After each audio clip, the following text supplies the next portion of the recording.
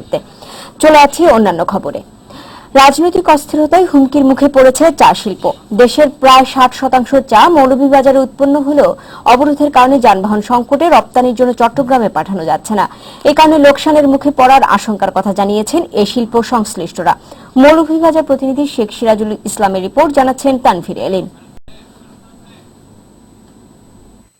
British আমলে 1840 সালে চট্টগ্রামে চাষের মাধ্যমে এই অঞ্চলে চা শিল্পের যাত্রা শুরু হলেও পরবর্তীতে তা বৃহত্তর সিলেটে ব্যাপক বিস্তার লাভ করে। দেশের অর্ধেকেরও বেশি চা বাগান মৌলভীবাজার জেলায়। দেশের 163টি বাগানের মধ্যে 93টি মৌলভীবাজারে। দেশের চাহিদা মিটিয়ে চা শিল্প গুরুত্বপূর্ণ অবদান রাখছে রপ্তানি খাতে। তবে সহিংস রাজনৈতিক কর্মসূচির কারণে চা রপ্তানি মারাত্মক বিঘ্নিত হওয়ার কথা জানিয়েছেন এই শিল্প সংশ্লিষ্টরা। হরতাল অবরোধ থাকাতে কোনো গাড়ি ঘোড়া চলতেছে না এবং চালান যাইতেছে না। এই যে আমরা যে বিরাট ক্ষতি হইতেছে, এই ক্ষতিটাকে আমরা রক্ষা করতে চাই।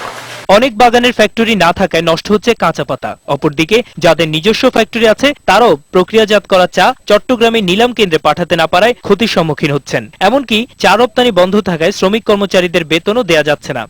রাস্তাঘাটে যেভাবে প্রতিবন্ধকতা সৃষ্টি হচ্ছে, তার জন্য আমাদের উৎপাদনকারী বাগানগুলা যারা আছেন বা মালিক পক্ষ যারা আছেন তারা চা বিক্রির জন্য চিটাগংয়ে পাঠাতে পারছেন না, এবং যে পরিমাণ মজুদ রাখার জন্য তাদের যে গুদাম আছে তার চেয়ে 3 গুণ বেশি উৎপাদিত চা গুদামে রাখতে হচ্ছে। তাদের চায়ের গুণগত মানও নষ্ট হয়ে যাচ্ছে। এই অবস্থায় শ্রীমঙ্গলে চায়ের নিলাম কেন্দ্র চালু ও রাজনৈতিক অস্থিরতার দ্রুত সমাধান দাবি করেছেন এই শিল্পের সঙ্গে জড়িতরা। কিন্তু হঠাৎ করে রাজনৈতিক অস্থিরতার কারণে যে অবরোধ এবং ধর্মঘট ডাকা হয়েছে ক্রমাগতভাবে, চায়ের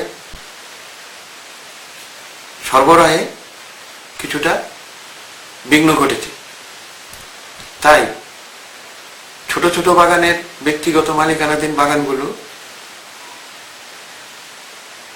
চিটাগাং নিলাম কেন্দ্রে চা নিয়মিত পাঠাতে পারছেন না। অতি সহসা উত্তরণ না হলে, প্রক্রিয়াটি যদি দীর্ঘস্থায়ী হয়, তাহলে চা শিল্প মোটামুটি ভালো একটা ক্ষতির সম্মুখীন হবে। উৎপাদন মৌসুম শুরু হয়। চা রপ্তানি বাধাগ্রস্ত হওয়ায় এই খাতের সঙ্গে সংশ্লিষ্টরা যেমন ক্ষতির মুখে পড়েছেন, তেমনি রাজস্ব হারাচ্ছে দেশ। ডেস্ক রিপোর্ট, বৈশাখী নিউজ।